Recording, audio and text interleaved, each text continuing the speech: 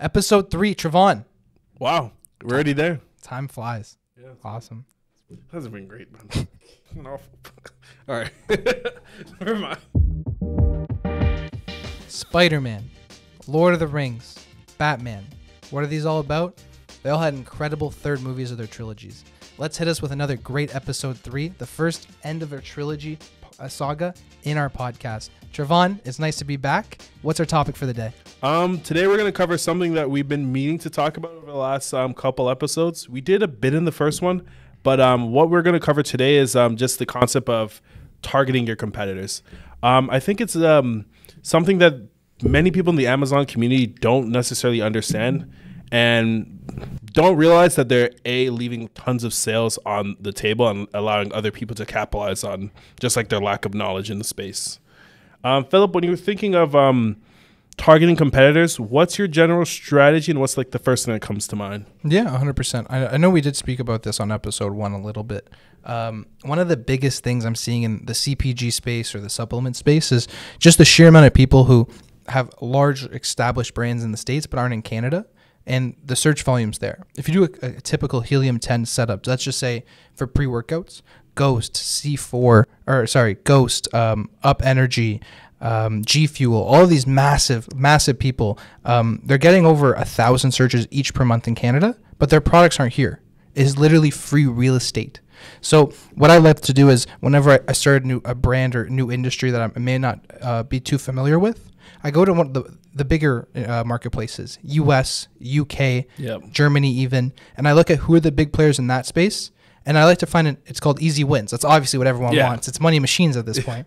What I like to do is then go to Canada and see if they're there and what I typically see is 3 things. They're either there, which is, okay, I'm kind of screwed, on to the next. They're not there. This is free real estate. This is my Ferrari with the keys left in the engine.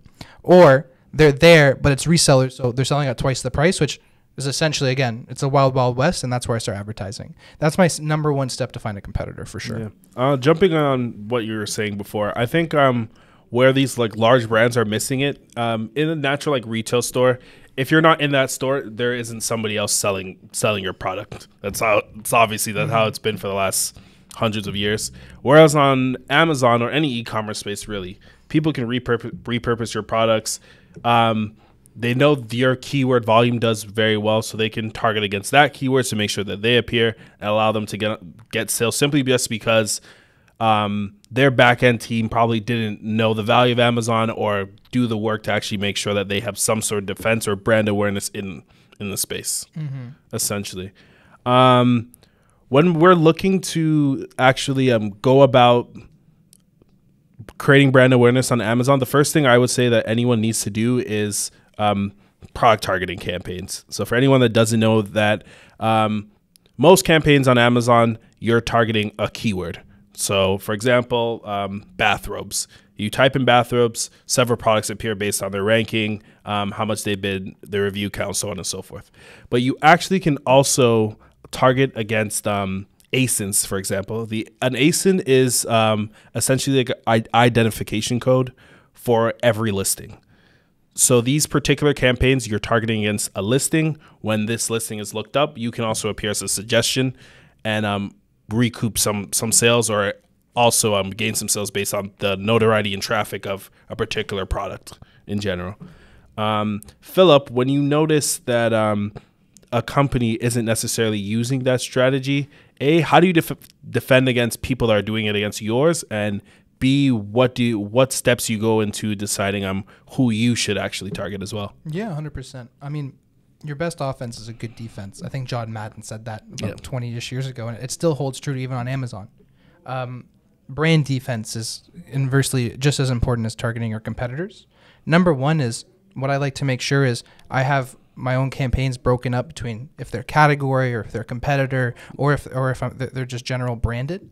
And as you can tell, your branded keyword is going to perform exponentially better. So I leave a large budget and I keep my bids rather high than what Amazon would suggest, just to make sure that no one can take up the placements of the brand or the product. And then I also will run a brand defense sponsored display campaign on all my ASINs to make sure that you're not getting taken up. A big thing with Amazon lately is, as you can tell, they do another update every week for advertising because it's a money machine for them. Yep.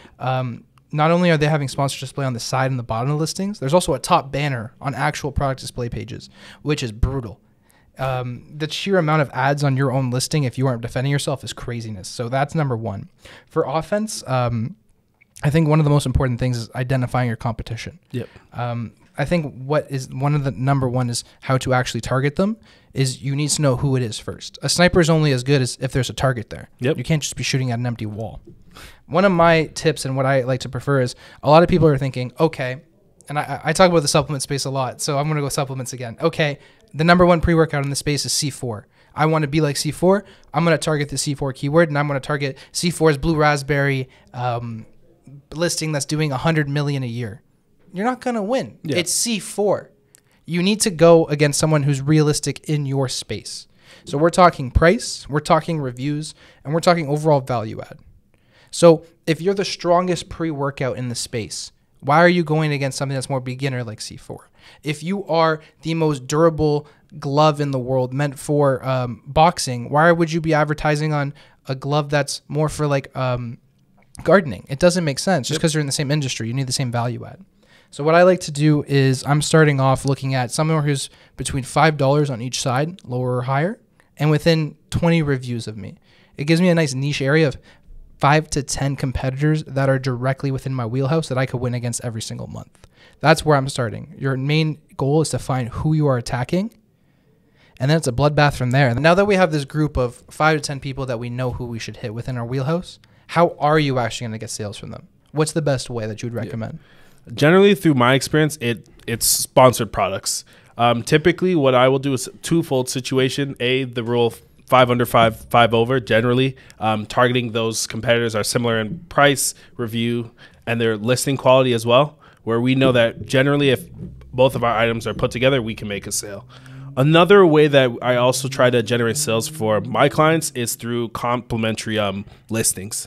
So typically, through data, you'll be able to realize this product is often bought with this type of product, for example. So if someone is buying a basketball, for example, you may target a basketball hoop. It's complementary items that are needed to be purchased together, and you're making sales in unorthodox ways that most competitors aren't actually doing. The general thought process is if I have a supplement, I'm going to target 1,500 supplements. Yep.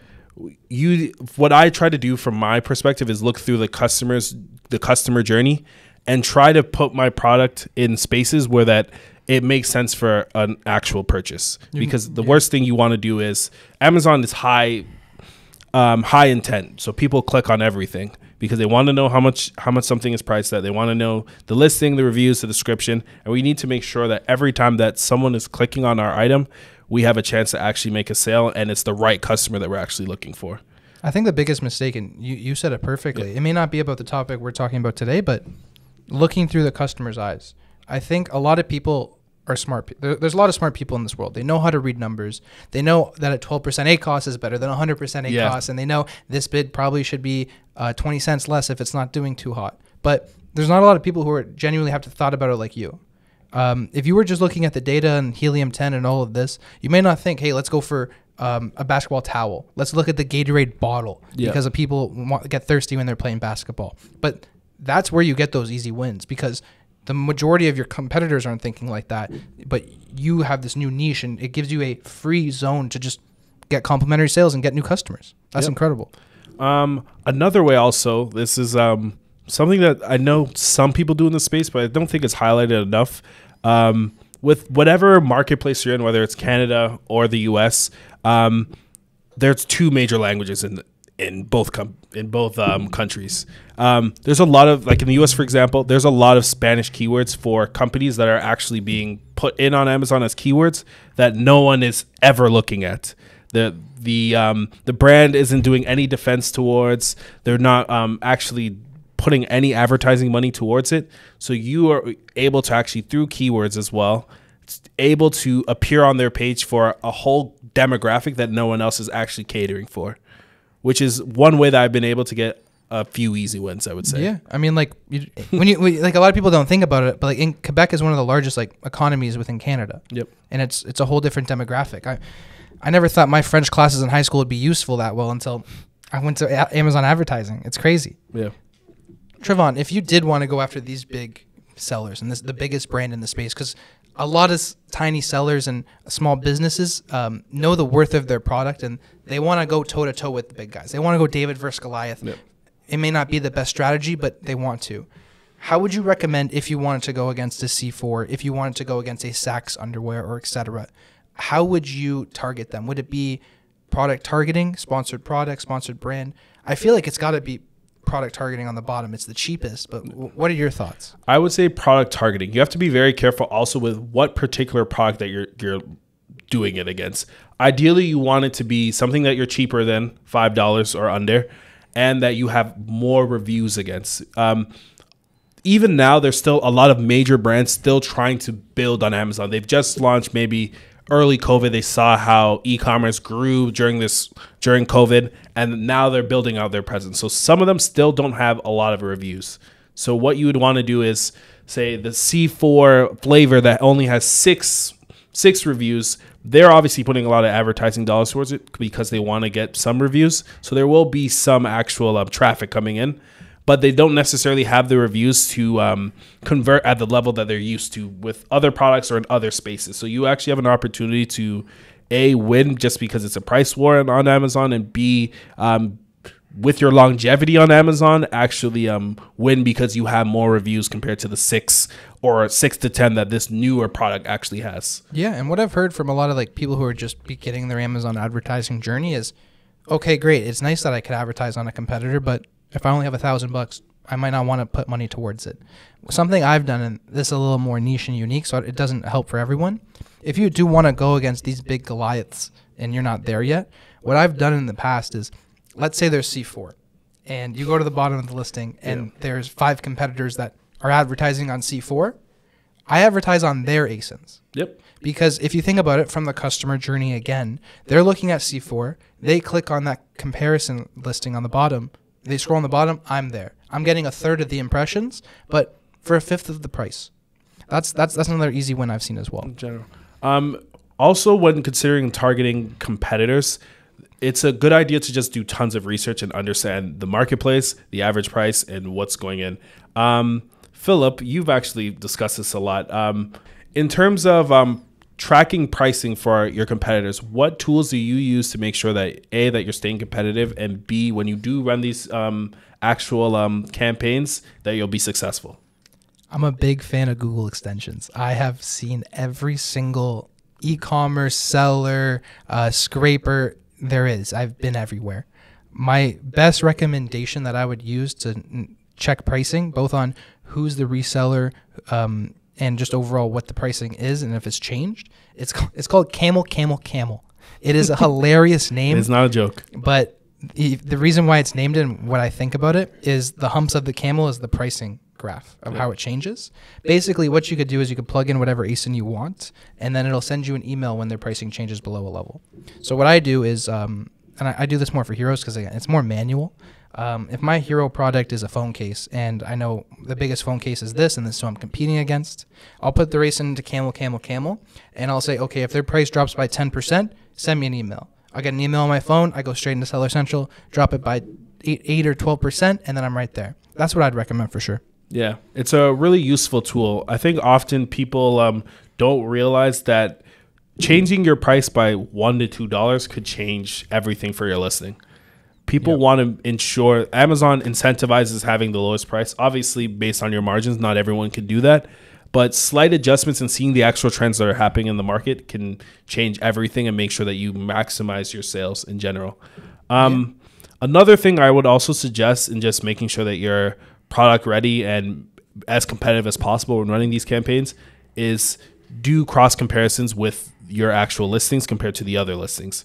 Generally, rule of thumb, you want to look at the top competitors, look at what they're doing for their products. So like, for example, they'll have 3 images with call outs. They'll have an infograph showing it in real life, lifestyle photos, and making sure that the customer in their journey sees how this product is going to be used in several different scenarios, and they understand exactly what's going on. If you see that Hey, I have 2 photos. This person has 7 photos. It's a better experience for the customer to go to the one with the 7 photos that describes exactly what the product is. When I run these product targeting ads, it's not going to work. Before running any ad, I'm going to say this probably every episode, we need to ensure that your listing is optimized and is at peak performance, because essentially if you look at it like boxing, if you're only fighting with one hand, there's no way that you're actually going to win. 100%. And I think one other thing that a lot of e-commerce like managers need to get their head wrapped around is e-commerce is not e-commerce. Amazon is Amazon, Shopify is Shopify. They're very different. If you want to think about how just different, the way I like to think about it is I like to make it physical in my head.